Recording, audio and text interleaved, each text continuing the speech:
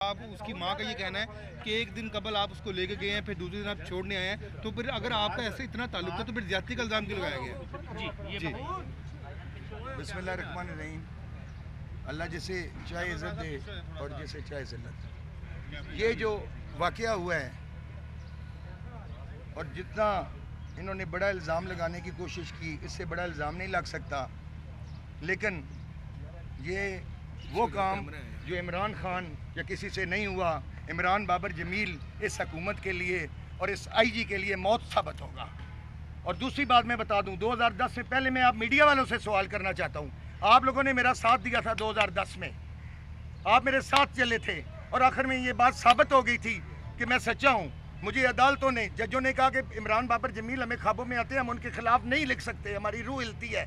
मैं दोबारा रीइंस्टेट हुआ। मेरी रीइंस्टेटमेंट की खबर मैं आपसे पूछता हूँ, आपने मेरा साथ क्यों छोड़ा? उस वक्त एक इनकलाब था। आप लोगों को जो परेशानियां हैं, जो मुश्किलात हैं, वो किसी ने हल करनी है, आपने करनी है, मैंने, किसी बंदे ने तो ऊपर आना था। आप लोग आज़ाद मीडिया हैं, अगर आपने मेरा साथ क्यों छोड़ा? इसका जवाब अब आ जाए इस तरफ। एक मिनट, मुल्ज़म है, मुजरम तो नहीं हूँ। मुल्ज़म इल्ज़ाम तो किसी पे लग सकता है। क्या वाक़या क्या है, आप पे इल्ज़ाम क्यों लगाया गया है? देखें, बात सुने, ये जो वाक़या है, मुझे बड़े अरसे से ट्रैप किया जा रहा था, वन वे और दी अदर। मेरे वालिद साहब जो सिविल सर्विसेज में, उनके मैसेज थे। इस वाक़े के बारे में बताएं आप। मैं यही तो बता रहा हूँ आपको कि मैं जब रीइंस्टेट हुआ तो हाजी हबीबुर रहमान साहब ने मुझे मॉडल टाउन लगाया। मैं सिर्फ 2 मिनट लूँगा आपके। मॉडल टाउन लगाया, अगले दिन वो पोस्टिंग कैंसिल हो गई। यहाँ के जो अफसरान हैं वो खौफ का शिकार हो गए। मेरे पास कोई असला तो नहीं है, मेरे पास क्या है, मुझे जहाँ पोस्टिंग होती थी वहाँ का एसपी खौफ का शिकार हो जाता था और गाजी खान भेजा। वहाँ मैं दिल से काम करना शुरू हो गया, दिन रात मेहनत करता रहा। तो वहाँ जब सेट हुआ तो इन्होंने मुझे फिर मुल्तान में पंजाब कांस्टेबलरी में भेज दिया। फिर इन्होंने जिस जगह भी मेरी पोस्टिंग की, मुल्तान के बाद अगर मैं केस जीता था तो इनको चाहिए था कि मुझे दोबारा रंग महल पे लगाते। अगर मेरा मौक़िफ़ सच्चा साबित था तो इन्होंने मुझे भेजा, लेकिन मैंने कोर्ट में जाना था। मेरी मिसेस भी 18 ग्रेड में पढ़ाती हैं, तो पंजाब गवर्नमेंट की पॉलिसी है कि जहाँ मिसेस पढ़ाती हों तो उसका हस्बैंड उधर ही होता है। तो मैंने हाई कोर्ट जाना था, लेकिन मेरी वालदा ने कहा कि मत जाओ, बस अब किस से फाइट करोगे, जाओ।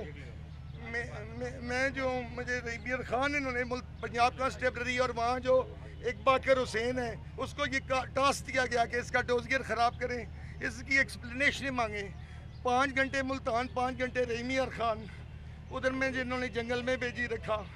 फिर उन्होंने मुझे राजनपुर भेजा और कहा ये जो छोटू कहेंगे उसके बारे में इन्होंने कहा कि आप जाएं और वहाँ चौकियों का मुआयना करें। और मुझे 2 सिपाही इन्होंने दिए। मैंने कहा मैं 2 सिपाहियों के साथ नहीं जा सकता, तो उन्होंने उसका मेरा चार्ज बना दिया कि इन्होंने डिसोबे किया है। बहरहाल एनी हो, फिर अच्छा, आप लड़की के घर मैं उधर ही आ रहा हूँ, लड़की के घर आप कैसे चले गए? टोटल प्लानिंग है। मैं लड़की के घर पहले नहीं गया। मैं आपको ये बताना चाहता हूँ कि मैं जिस जगह पे रह रहा हूँ 5 गुलबर्ग 5 में, उसके नीचे एक ट्रस्ट काम कर रहा है, NGO। उसका नाम है anti corruption and anti narcotics association of Pakistan. और उसमें अनीस साहब जो हैं वो उसके हेड हैं, जो बाहर के मुल्क से आए हैं। और बाहर के लोग जो हैं वो उन्होंने उनको यहाँ भेजा है कि जो फॉरेन इन्वेस्टमेंट है, foreign Pakistanis do not trust your present government, they do not trust. So the present regime wants that the people all over the world should invest in Pakistan, and for that people are reluctant investing in Pakistan because of various reasons. The first question was that why the Prime Minister and the Chief Minister, their assets are abroad, why they are not investing here?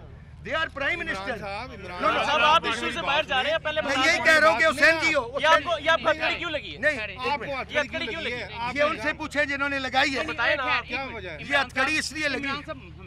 एक minute, मैं आपको इमरान साहब ये मुद्दा आपसे बाद में सुनते, पहले ये बताएं कि आप, मैं यही बता रहा हूँ कि वो NGO लोगों के काम आती है। किसी की तकलीफ हो, दिन रात पकड़े गए, ये बताएं। अकेले चले गए वहाँ उनके घर? मैं यही बता रहा हूँ। मैं वाइट पुलिस अफसर हूँ जो बगैर गन मैनों के फैलता हूँ। मुझे गन मैन नहीं ज़रूरत। मैंने किसी से कोई ज्यादती आज तक नहीं की। अब ये वाकया ये हुआ कि मुझे टेलीफोन कॉल आई एक लड़की की कि जी हमसे बड़ी ज्यादती हो रही है, आप एक दलेर अफसर हैं, आपकी एक रेपुटेशन है पूरे पाकिस्तान में, सारे आपको जानते हैं, हमारा दिन रात जो है अजाब हो रहा है। मैंने कहा आपका क्या मसला है? उसने कहा जी वो मैं मुलाकात, मैंने कहा ये मेरा जो घर है इसके नीचे NGO है, मैं उधर आना चाह रहा था कि NGO पे आप आएँ, उधर मेरी मिसेस भी हैं और नीचे अनीस साहब जो हैं वो इस तरह के काम जो रूटीन में थानों या कचहरियों में आपको पता है रिलीफ फौरी नहीं मिलता, तो वो ये काम एक नए काम अंजाम दे रहे हैं, अगरचे उनके इर्द गिर्द भी कुछ मुनाफिक लोग मौजूद हैं। बहरहाल मैंने उसको उसका बताया तो वो उधर नहीं, उन्हें कहा, मैंने कहा फ़ोन पे बताएं, आप फ़ोन पे बताएं क्या मसला है।